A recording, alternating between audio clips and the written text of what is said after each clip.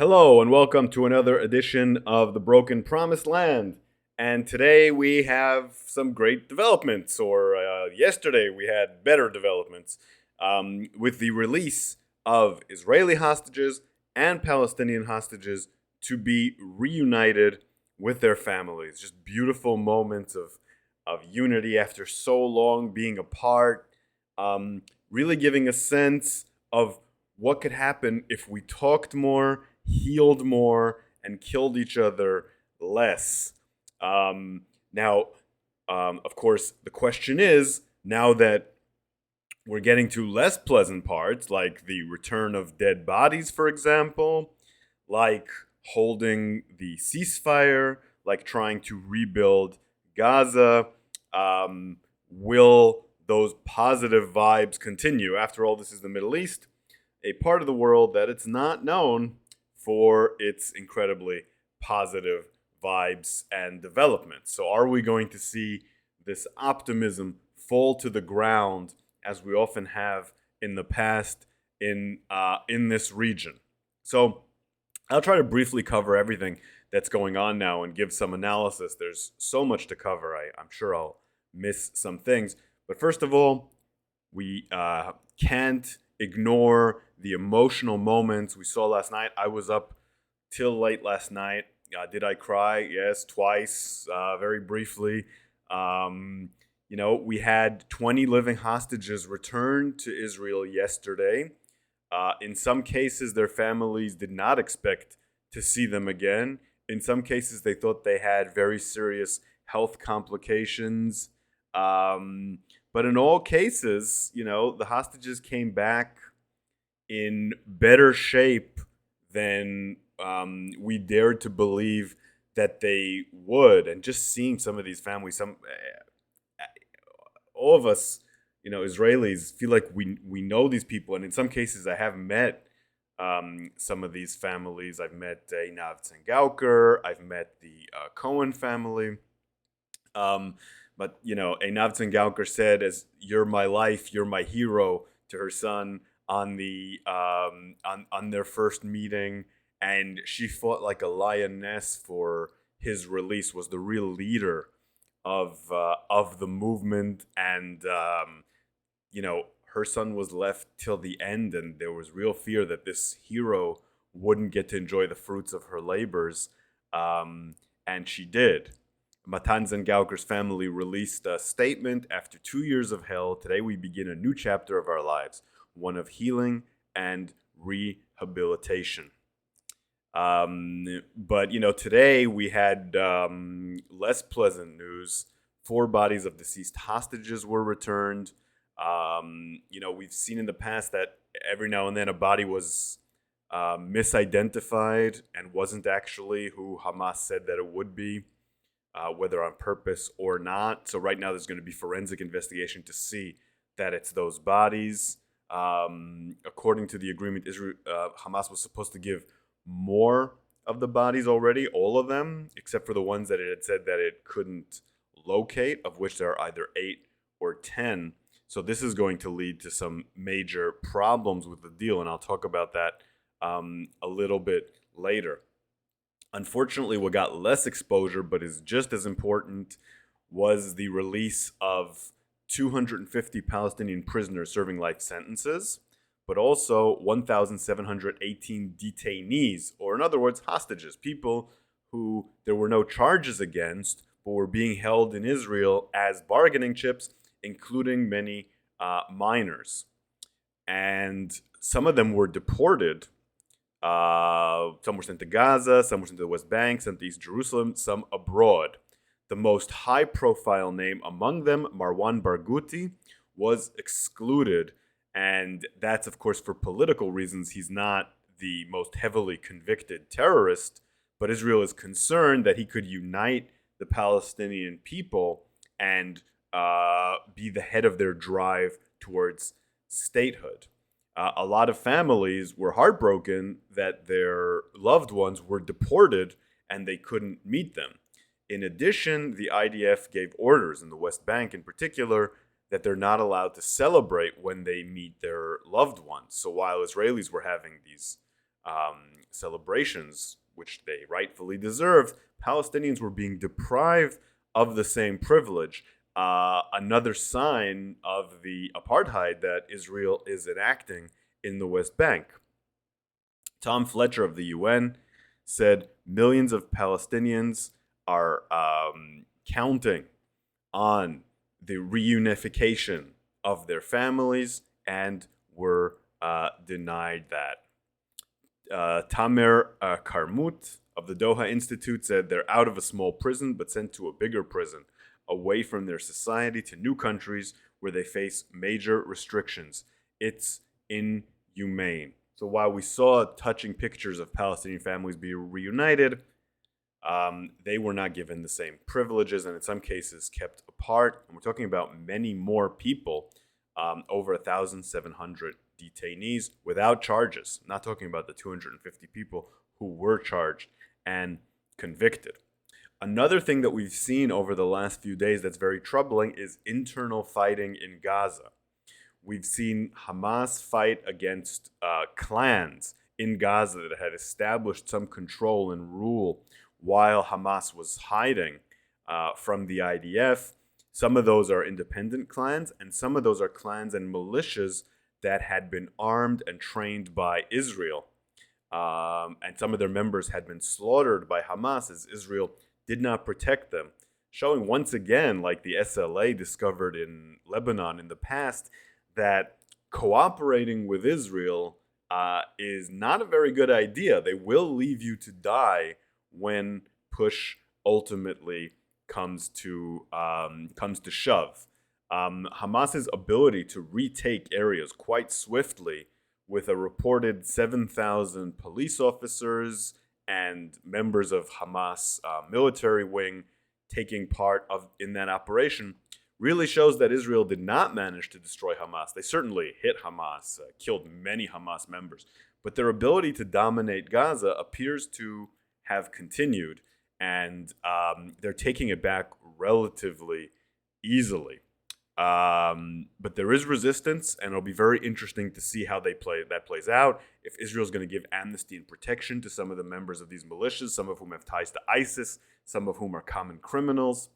There's a lot to follow there, but it really looks like they can't put up a fight against Hamas.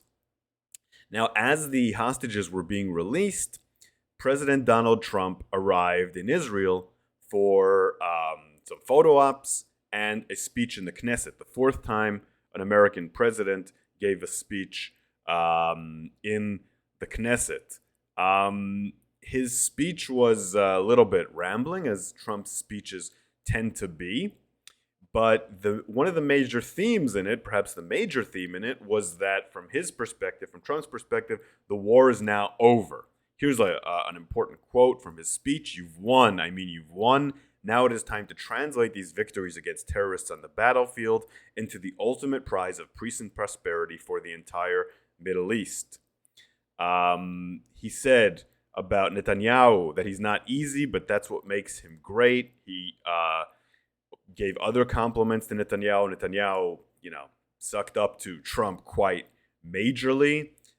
In general, the Israeli media was filled with praise for Trump, who's being treated as an absolute hero, probably the most popular president in Israeli history at this point, leading to what I see as increasing identification between the MAGA movement and Israel, something that really is contributing to a lack of popularity among the Democrats, but also is not necessarily sustainable for Israel, considering the opposition to Israel among some of the MAGA faithful, among some of its grassroots, among some of its podcasters, thought leaders, Tucker Carlson, Marjorie Taylor Greene, etc. There's a lot to see there. But the sucking up just kept going. Amir Ohana compared to, he said that one for whom we must look back 2.5 millennia into the mists of time to find a parallel in Cyrus the Great, said the Knesset speaker Amir Ohana about Trump. When Arab Israeli MKs were removed for holding signs calling for Palestinian recognition, Donald Trump said that was very efficient, enjoying that show of authoritarian power by Israel at that time. The real question right now is what happens next with the ceasefire. If you saw the pictures from Sharm el-Sheikh, where several government leaders gathered, we saw Qatar, we saw Emmanuel Macron, we saw Meloni from Italy, al-Sisi from Egypt. What we didn't see on stage was Benjamin Netanyahu, and we didn't see any Palestinians. Abbas was in Sharm el-Sheikh, but wasn't on stage for some reason. We certainly didn't see Hamas, and that all led to the same problem that we saw so much of with the Abraham Accords, which is sort of an attempt to bypass the problematic actors in the region, whether it's Israel, whether it's Hamas, whether it's the Palestinian Authority, Iran, etc., in order to build over them, to take countries that already want to cooperate, your Gulf states, Israel, Egypt, want to make a lot of money and make deals between them. But as we've seen, that's not very helpful when there are still people who are being neglected, who are being abused, who are being occupied, and have an incentive to go to violent lengths in order to overturn the status quo. That's what Hamas did on October 7th. And by creating another deal of which the parties are not really fully on board with, you're creating another scenario where that might happen. So what's happening now? Israeli troops have withdrawn. They still control 53% of Gaza, so the withdrawal is very relative, but they've withdrawn from most of the population centers. There's going to be further withdrawals to 40% and then 15%, which Israel is going to keep as a security perimeter. So Israel's not going to withdraw from all of Gaza. That, of course, is going to cause problems in the future. A multinational force, very small at the beginning of 200 troops, will oversee the ceasefire. No U.S. troops will be involved. Gaza is supposed to be demilitarized, but I haven't seen that Hamas have fully agreed to disarm. Even if they do, I doubt that they actually will. It's not clear how the arms will be collected. This is a real weak point in this. And of course, a lot of people in Gaza will feel naked and unprotected if their arms are taken away when Israel is sitting in Gaza still with all its arms. So, Gaza is not going to be demilitarized according to this plan as much as Hamas will be no longer have the ability to defend itself against Israel. Israel will remain militarized. Governance is supposed to shift to a temporary Palestinian technocratic committee, in theory chaired by Trump and Tony Blair, although Hamas has not agreed to that. Eventually, control will transfer to the Palestinian Authority after reforms, although Israel doesn't seem to be fully on board with that. Hamas will have no role in governance, but may receive amnesty if it's committed to peace or will receive safe passage out. Palestinians will not be forced to leave Gaza. Those who wish to leave will be free to return. Something that remains to be seen if Israel would allow them to return. And also there are some signs, and I'll talk about that in a minute, that Israel will continue to try to pressure Gazans to leave. And an economic plan for rebuilding of Gaza, also something that Israel is not fully on board with. And I'll talk about that in a minute. Israel keeps saying, we demand that Hamas uphold its part of the agreement.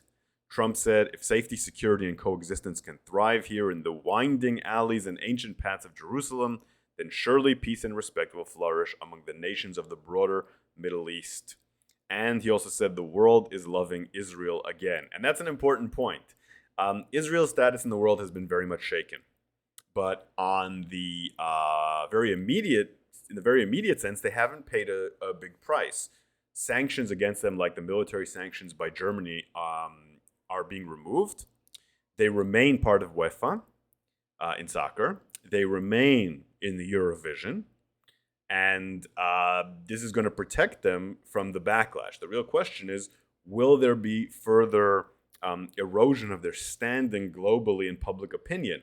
But governments seem to be perfectly fine with what Israel has done in Gaza and forgiving them and moving on. As we saw, there's going to be a lot of sticking points between the sides, but those are more long term. Right now, in the short term, there's a very immediate sticking point, and that is the missing hostage bodies and the bodies in general. So Israel has received 4 bodies. They haven't been identified yet. That's out of 28 bodies that are in Gaza. Some of them, 8 to 10, Hamas does not know where they are, or at least claims they don't know where they are. It's believable to me that Hamas doesn't know where some of them are because of the massive bombing that Gaza underwent, although who knows? A piece appeared in Ynet saying that Israel is threatening that unless these bodies are found, they'll prevent the reconstruction of key sites and infrastructure in Gaza, including halting building, restoration projects, and the introduction of civilian goods that are needed in Gaza. They'll block humanitarian aid and supplies such as caravans, temporary housing for people who don't have houses, which is the vast majority of Gazans, bakery openings in order to alleviate the hunger. Remember, malnourishment is not something that goes away overnight. Some more people will die of it over the next few days either way. But having bakeries will prevent some of those deaths and other civil equipment. They also might close certain areas, stopping any work there until searches for the bodies are completed. So there is a danger that the IDF in Israel, if they're not stopped, will use the question of the missing bodies in order to undermine the ceasefire. And of course, now that Israel has received the living hostages and will receive some more bodies over the next few days, it has a lot less to lose by renewing the fighting. So we have that. We have Hamas's refusal to disarm. We have Netanyahu resisting the Palestinian Authority's role in Gaza governance. We have Hamas hoping for a future role in governance alongside the Palestinian Authority. We have the timeline and conditions for withdrawal. We have delays in returning deceased hostages. And we have internal Gaza factional fighting. All of these threaten the deal. And I think the main point threatening the deal right now is that Netanyahu and Israel have no particular interest in stopping the fighting now that they've received the hostages back. So there's going to be a lot of attempts to paint Hamas as having broken the deal, something which won't be too hard to do because, Hamas isn't known for following agreements to the letter. And I'm not sure those 200 multinational troops are going to do much to stop any of this. So the reality on the ground tells a much more complicated story than what these big ceremonies and all these optimistic speeches are telling us. Neither Israel nor the Palestinians were present when the agreement was signed. Peace built without addressing the root causes of the conflict, like the right of return, like borders, like the settlements, like Palestinian recognition, something the United States has refused to do, will not bring peace. They'll just bring a ceasefire based on continued injustice, which will ultimately lead to more bloodshed. And of course, the wounds of the genocide in Gaza will not heal until Israel takes responsibility for it and is held accountable for it. The criminals are held accountable for it, especially Netanyahu. Compensation is given. None of that is even remotely close to happening. Israel is celebrating the fact that it got off scot-free with a genocide in Gaza. So all of these injustices will lead to the next outbreak. And if these deeper issues aren't tackled, there's not going to be peace. This is just a ceasefire, a temporary ceasefire, until the next outbreak. And history shows that every outbreak is more violent and more destructive than the previous one, going from the first intifada to the second intifada to this third intifada or Gaza genocide or whatever you want to call it. The next one, if history is any guide, will be even worse. And Trump, Netanyahu, all these people don't have the willingness or the vision to prevent that from happening. So while I'm very happy the hostages have been released and families reunited, I am not optimistic that this will lead to long-term peace. That seems almost impossible. So, on that note, if you like what I do here, consider supporting me on Patreon at Shael Media, subscribing to my Grand Scheme Substack, and listening to my Histories of the Land of Israel podcast. I'll be here again very soon.